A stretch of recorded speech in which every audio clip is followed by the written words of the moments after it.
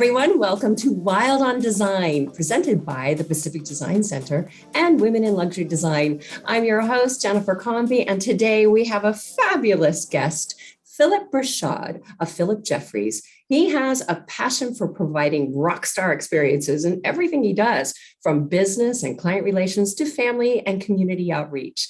As president of Philip Jeffries, Philip manages the creative operations of a luxury wall covering company, overseeing global and domestic sales and marketing for both commercial and residential markets. Philip remains very proud of the relationships he has built with top designers around the world.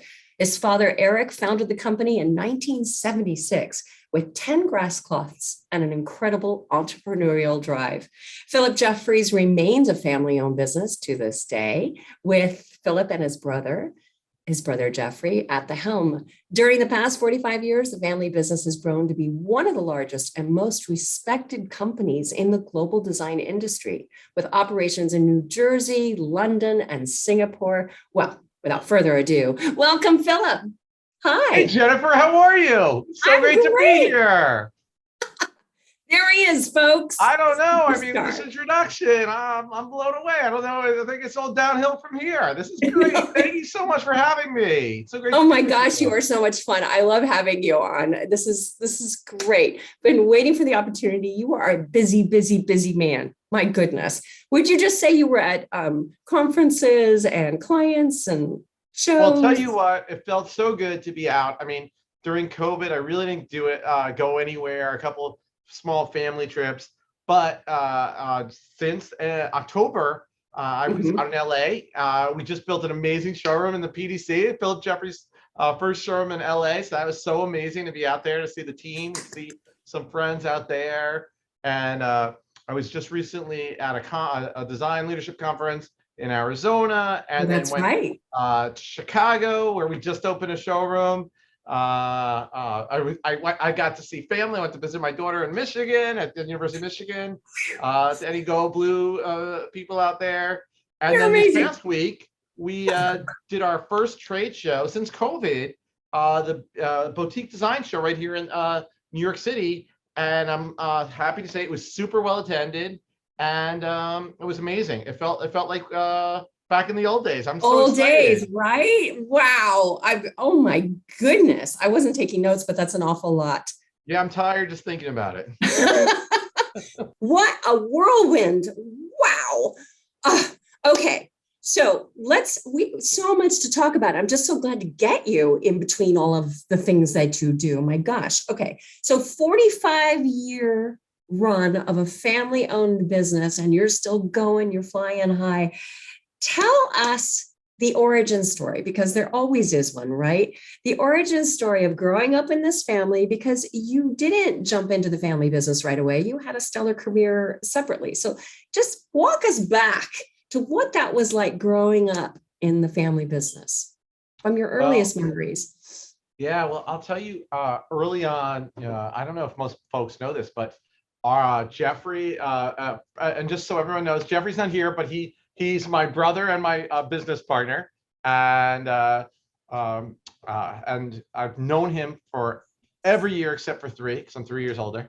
But our father, Eric, started the company in our garage, which is 10 grass cloths. So early on, the company was really a part of all we do, from Dad finally getting out of the garage to my grandfather, my mom's father, was an accountant at a small steel company, and he convinced his boss to let my dad use the second floor of a steel warehouse. We had no heating, no electricity, no telephone. So Dad actually would have to go across the street to the diner to stay warm and make phone calls till the trucks arrived. Wow. And from there, he actually started a small wallpaper store. So early on, Mom did the books, Dad ran the business. And you heard of a mom and pop? This was a mom, pop, and Nana. And Dad's mom, Mindy, my grandma, my Nana, was actually a designer and would help out on the weekends with Dad at the wallpaper store. And it was from there, we'd cut samples in the back, sweep the floors. Eventually, he moved to a small distribution business. So a warehouse, and Jeffrey and I both worked.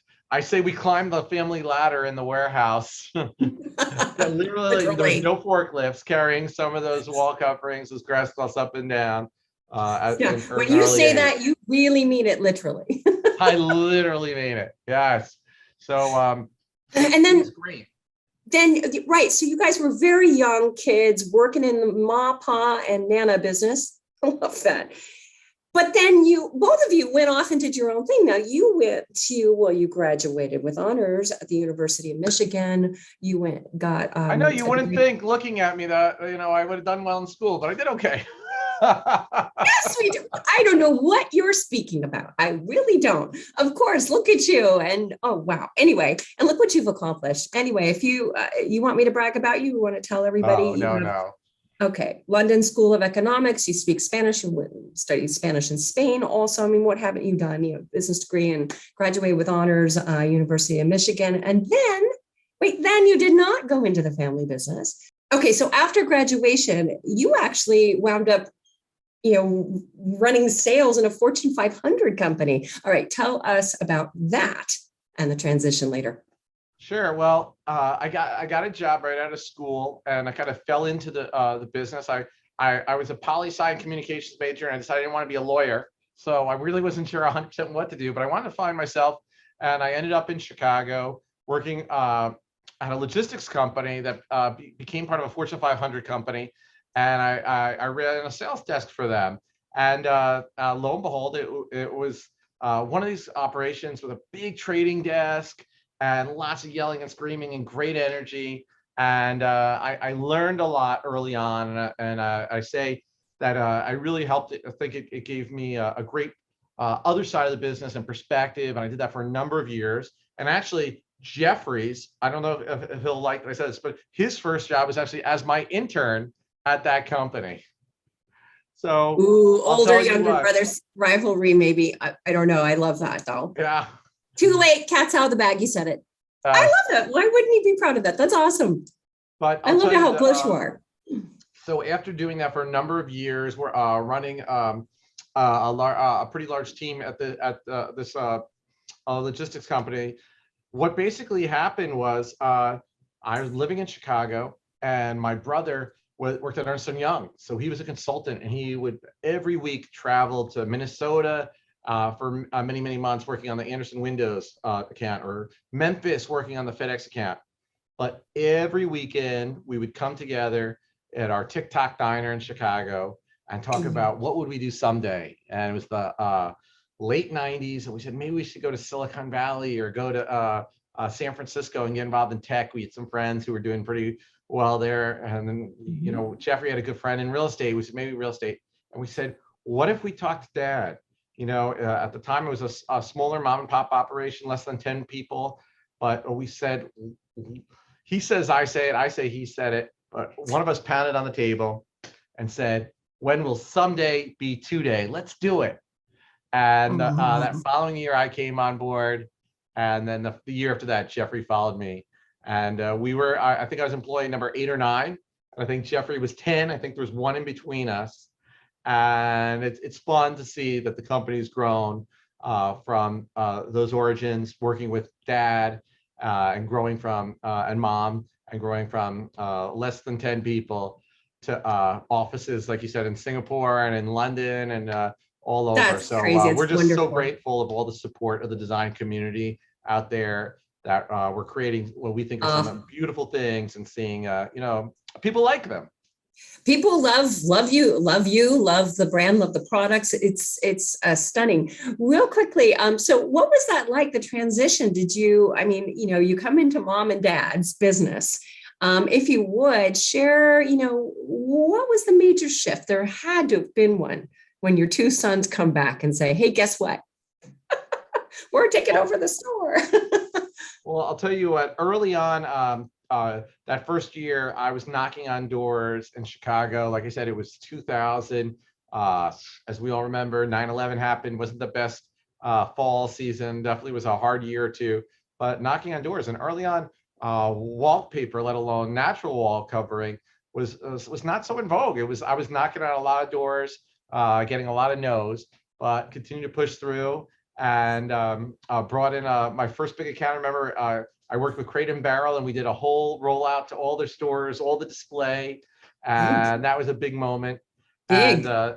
like I said, Jeffrey moved to New Jersey. I moved to New Jersey, and it wasn't for about a year or two that all three of us working together with Dad and Mom helped shape the company and help putting in a lot of 7 days a week to get to where we are today.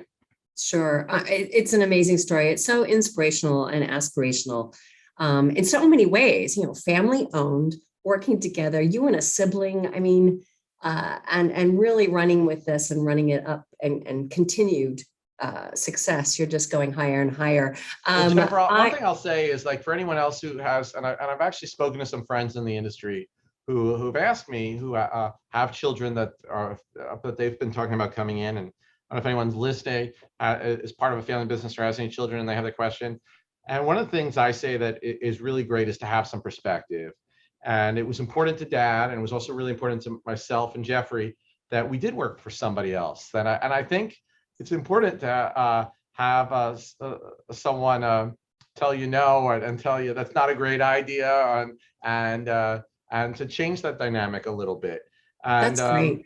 and then even early on, I'll say, it was tough, and we did have some rooms that we would go into to have conversations that we hope that the rest of the staff didn't hear.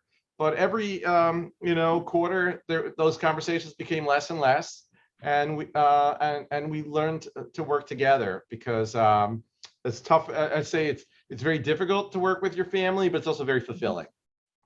How fabulous. That's such great advice that they gave you. What a generous advice.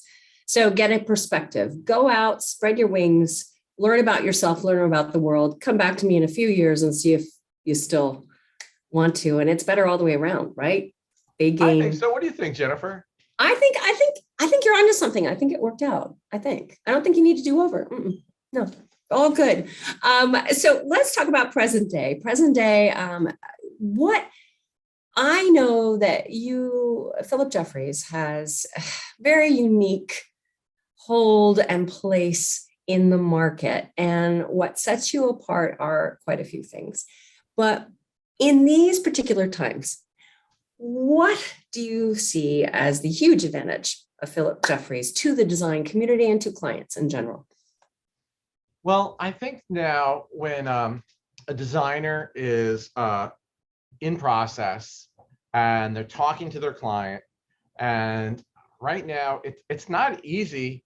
I don't care if you're in the design industry, in the restaurant industry, in the hotel industry. Right now, we all have a lot of obstacles that we're facing. And I think one of the keys that I'm hearing from designers all over the country, all over the world, honestly, is it's very difficult to get material. Supply chain is what everyone's talking about. And Absolutely. yes, right. Is that what you're hearing as well? It's constantly. It's in the news. It's in our news. It's in our industry. Like you said, you're rightly said, aptly said, that every industry is suffering supply chain. We just can't get the orders. You can't get the product. You can't, wherever in the chain it stopped, you're just not getting it. And so I know you guys aren't exactly in that same situation, though. Well, we've obviously, we're never perfect, and we've had some bumps in the road, but I'll tell you one thing Dad imbued upon us early on is he said to us, stock is king, and that the clients will wait for many things, but you know what? Sometimes they won't wait for the wall covering. So with this, one of the things that we've made one of our pillars at Philip Jeffries is to really have great delivery and great stock. So at our facility here in New Jersey, have you heard of New Jersey? Well, I say we're the land of reality television and luxury wall covering. We're just 20 miles outside of Manhattan, but in our 65,000 square foot facility, we're stocking over 1 million yards. So you won't even believe this, where I'm talking to friends who've told me some wallpaper and fabric is taking 6, 10, I heard somebody tell me 50 weeks, almost a whole year. We used to have over 1,000 items. I think it's actually 1,500 items right now that you can literally order today by 5 p.m. New York time, which of course is 2 o'clock LA time. and you can literally have it tomorrow. As long as you pay for shipping, for next day shipping, you can order today and have tomorrow. I don't think there's anyone in the industry Yeah. who's doing that with wall covering, let alone for fabrics. No, and your caliber and the beauty and the artisanship. I mean, this is nobody sold. I'm sold. Philip Jeffries has innovation and technology. You've been talking about it. Share with everybody some of the innovations that you guys have come up with. It's pretty exciting. Well, thank you. You know, when it comes to our industry, obviously, fast lead time is so important, like we were talking about earlier. But I think even more important is design. Is it beautiful? Is it inspirational? Is it something that I have to have? Does it create passion and excitement?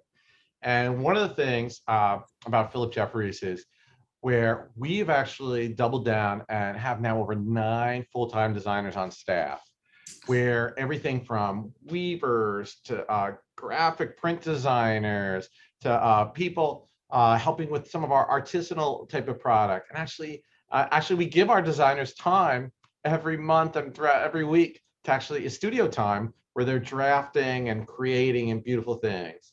And one of the things that we've done is taken what we're known for over the years that Dad started with, like the grasses and the weaves and beautiful silks and linens, and have now added some amazing technology and innovation to it.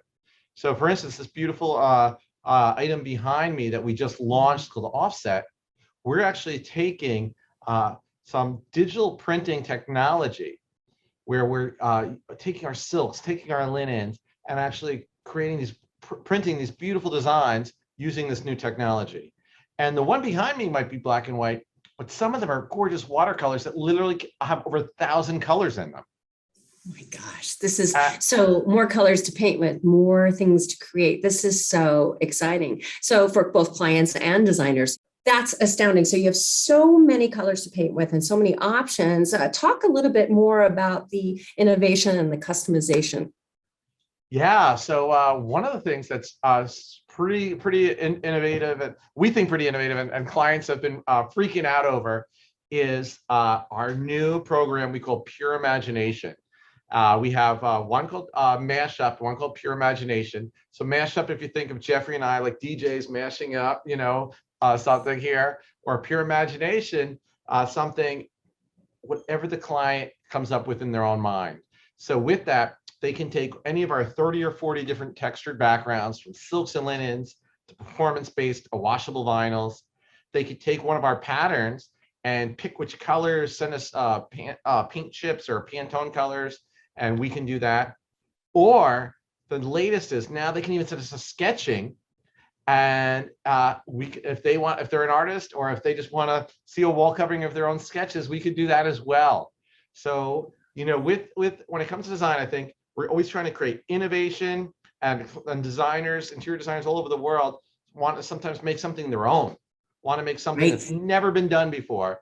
And Absolutely. now with our Pure Imagination program at Philip Jeffries, they can do that and make a one-of-a-kind for their client, make something couture and bespoke. Very exciting. Fantastic and so exciting. Oh, I bet that's a huge hit. That's already launched, right? Yeah, it's really people are going are really crazy on it. We have a couple of in-house designers that we've committed just to this program, and it's a fun program where some, like I said, some folks want to take the pattern I have before and just take the fabric or the rug sample, and we're matching it, and then some are starting from scratch. So I love exciting. this. This is so exciting. It's a million possibilities. How fun. I can't wait to dive into that myself. What is PJ Vision? I wanted to ask you about that. Well, speaking of innovation, one of the things that is important to Jeffrey and I is that we're continuing to wow the client. We say one of the values of Philip Jeffries is wowing. And if we say wowing means if here's what everyone else in the industry is doing, or here's what we're currently doing, what are 2 or 3 things more we could do to literally make the client say, wow. So with that, we launched this new program called PJ Vision. So you can go to the Apple or the Google or the Android store. It's called PJ Vision. Everybody check it out. You put it on your phone and you take a picture of your actual room. Super easy, it takes less than 10 seconds. And then you have literally hundreds of Philip Jeffries wall coverings that you could put up on the wall. And you could still have your mirror there, your furniture there, the rugs, the curtains, they're all still there. And All virtual. You could just keep flipping which one you like best. Because one of the things, Jennifer, I do a lot is I talk to a lot of designers, and I ask, what are some of your pains? What are some of your pain points when you're working with clients, when you're working with other industry folks? What are some of the obstacles you have? And one of the things I hear from designers all the time is they say, you know what, Philip, you loaned me a huge 3-yard panel, or I went to the showroom, your new PDC showroom, and they actually so nice. They let me a whole wing sample, but the client still just didn't understand it. So at PJ Vision, we're helping the designer share their vision of what the wall covering is going to look like, or the room's going to look like. And people who have been using it have been like freaking out. They're just loving it, which makes me so happy. So great. That's fantastic. I mean, so innovative, so exciting. All right. So you're a rock star on your IGTV series. I mean, it's so much fun. You have way too much fun, honestly. Tell everyone what it is, where they can see it, when it's on, and how it came about. You're too funny. You're the rock star. I'm not the rock star. But I'll tell you, it is fun. It is a lot of fun. You've got to watch it, everybody. If you're not watching it, it's called Behind the Design. And it's on at 2 p.m. New York time, 11 a.m. West Coast time, Pacific time on Tuesdays. Sometimes it changes, but it's usually 11 a.m. West Coast time on Tuesdays. And I have some of the top people in the industry. We've had editors from some of the top magazines. We've had some of the top residential and hospitality designers on, and we talk about what's going on in COVID, in design right now, in trending, on dealing with crazy clients, and where things are trending. So it's a lot of fun. Please, everyone, take a look. And you know what? It all started because COVID. What are we going to do? Scary moments. Let's throw some good energy out to the universe and see what happened. And I'll tell you what. I literally had dinner with someone Thursday night, and they said, you helped get me through COVID. I would always be like crying or upset at this. And it's like, you made me laugh for 20 or 30 minutes. It's so true. Isn't that great? I loved it. Anyone who hasn't seen it, you must. You are so fun. You're a great interviewer. That's why I had to have you on, because somebody needs to interview you.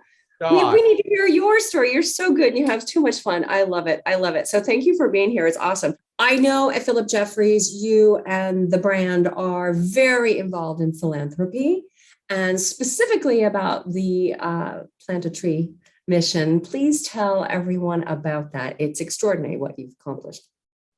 Thanks so much for saying it. It really does mean a lot. A number of years ago, Jeffrey and I said, you know what? We love our company. We love being the world's best wall covering company as our goal, but there's got to be more than that. And a number of years ago, we said, let's see what we could do to give back. So with that, we launched a number of campaigns, including one we call PJ Plants. And PJ Plants is our 1-for-1 program. So we partnered with the Arbor Day Foundation, and with every order that comes in, we plant a tree.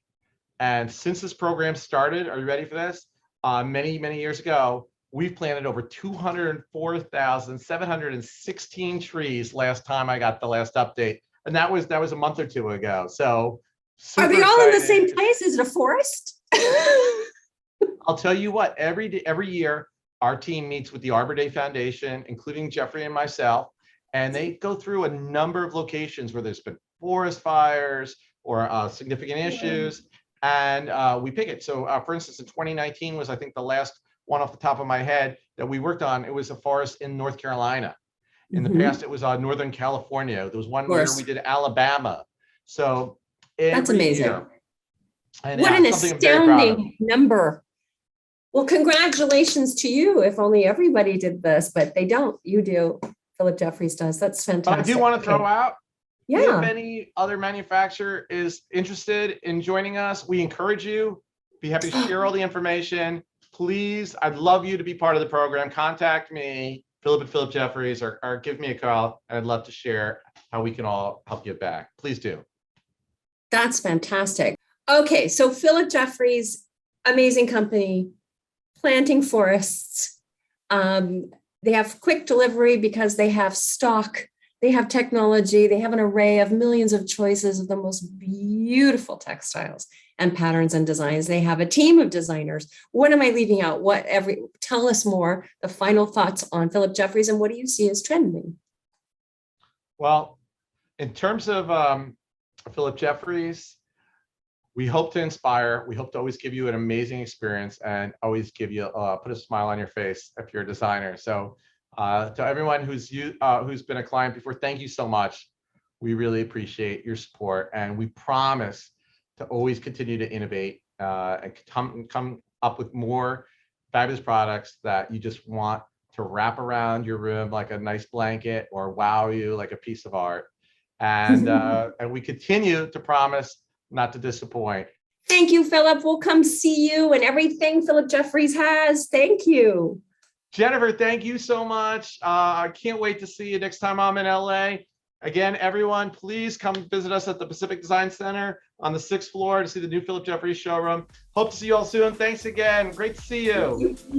Thank you. And thank you, everybody. We'll see you next time. Thank you to Pacific Design Center. Bye.